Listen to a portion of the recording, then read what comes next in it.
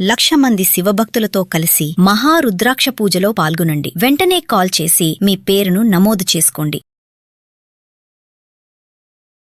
నమస్తే, నా పేరు doctor Solomon Raj, advocate, the supreme court of India. చాలా మందికి తెలియని ఒక విషయం ఏంటి అంటే, ఒక అండర్ కన్విక్షన్ లో జైల్లో ఉండి ప్రిజన్ లో ఉంటే తనకి సెక్స్ చేయాలనిపిస్తే జైలు లోపల చేయగలదా, జైలు అథారిటీస్ కానీ కోర్టు వారు కానీ పర్మిషన్ ఇస్తారా అన్న ఒక ప్రశ్నకి సమాధానం వెతికితే, and article 21 of the Indian constitution, right to Liberty అన్న ఈ ఆర్టికల్ 21 ప్రకారం ఇండియాలో కొన్ని కోర్ట్స్ కానీ కొన్ని జైల్స్ కానీ వీరికి ఆ రైట్ నైతే ఇస్తుందండి.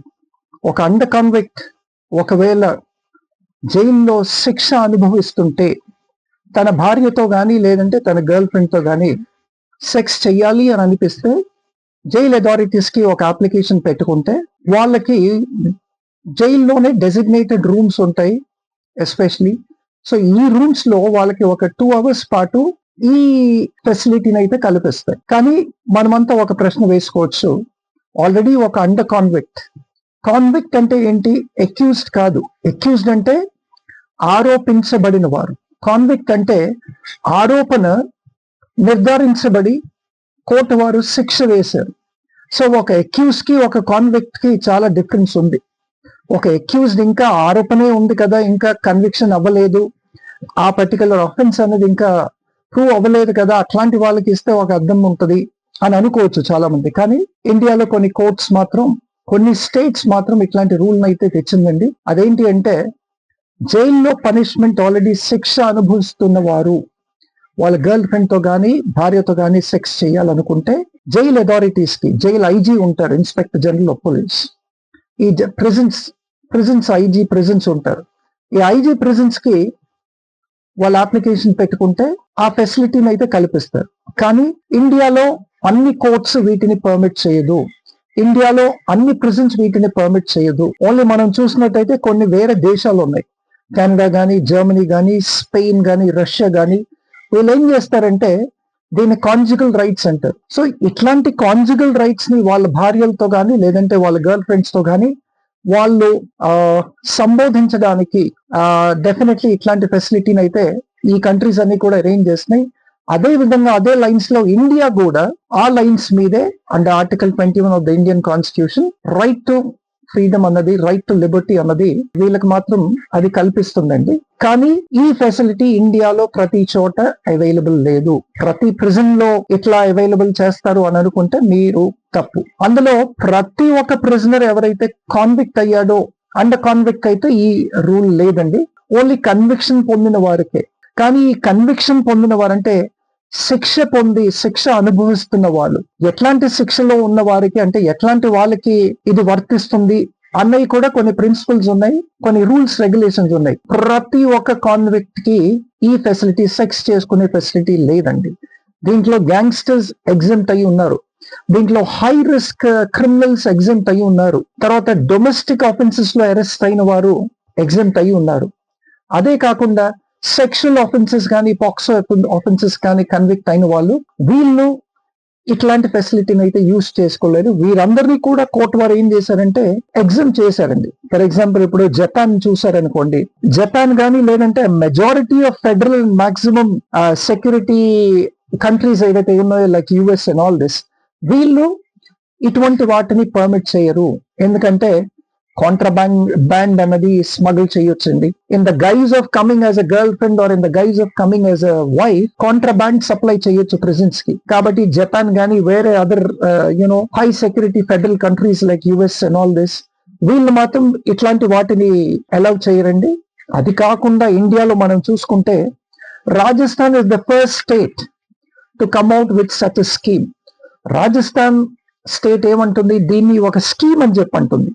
ఎందుకు స్కీమ్ అంటుందంటే, దీనిని the state of Rajasthan is actually proceeding towards procreation.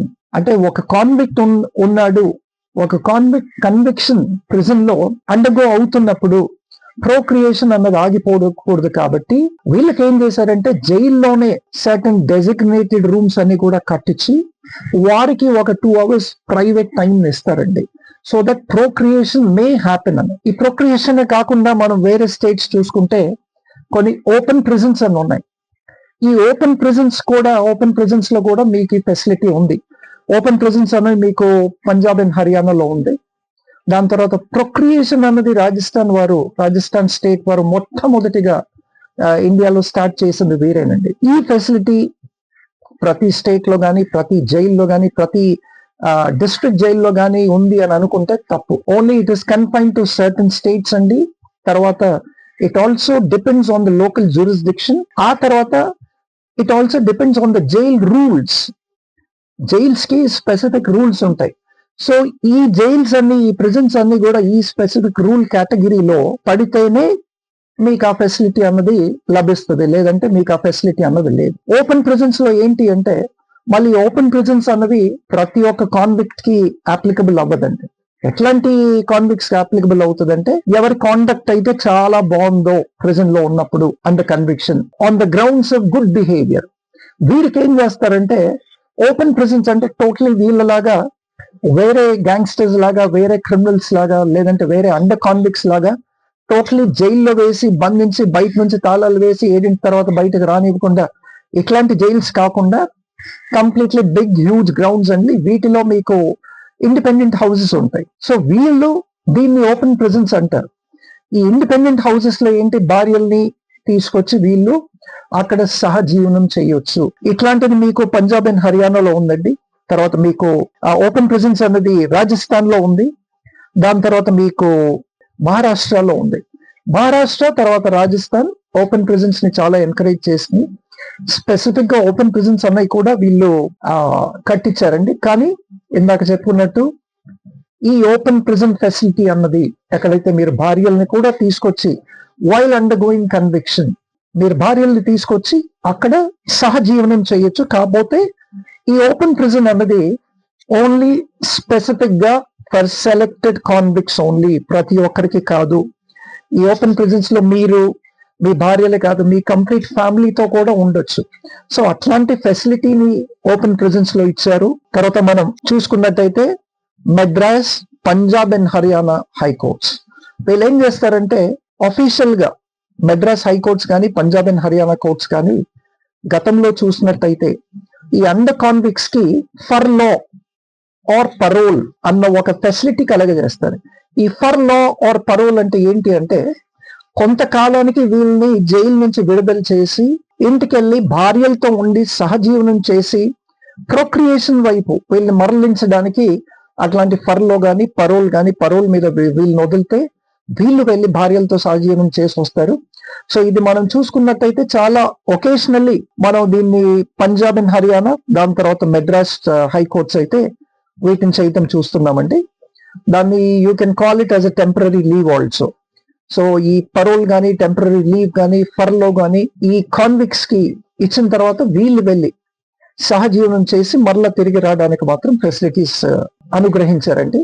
So ఇవి మాత్రం మనం ఇండియాలో చూసుకున్నట్టయితే ఇప్పటికి స్పెసిఫిక్ స్టేట్సే, ఒకటి మద్రాస్, తర్వాత పంజాబ్ అండ్ హర్యానా, తర్వాత మహారాష్ట్ర, ఆ తర్వాత రాజస్థాన్.